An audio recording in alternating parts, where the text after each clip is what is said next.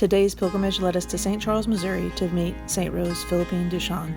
She opened the first free school for children on the west of the Mississippi, and this was the 1835 house, and ultimately the room there with the brown shutters where she would die.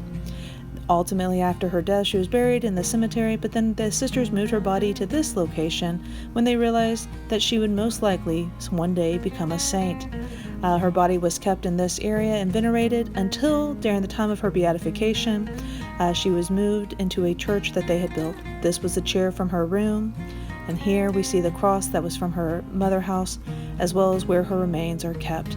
Her remains are kept inside the church on the grounds of the Sacred Heart Academy in St. Charles, Missouri.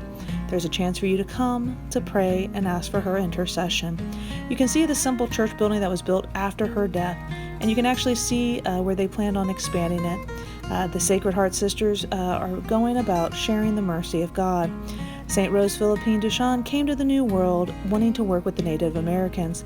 When she came, she was only able to work with the Native Americans for a year at the age of 71 before returning to the mother house in America for the last 10 years of her life, where she would ultimately spend the remainder of her days in prayer.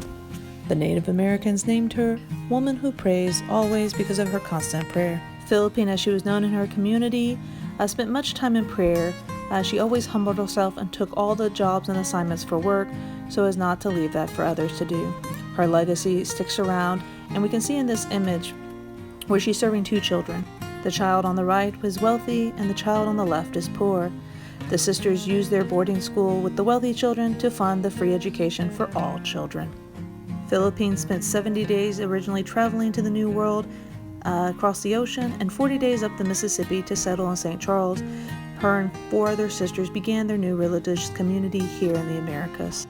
She had originally come to minister to the Native Americans, but found herself ministering to the French settlers that were in the area before going off to minister to the Native Americans. Let us remember and ask for her intercession. St. Rose Philippine Duchon, pray for us.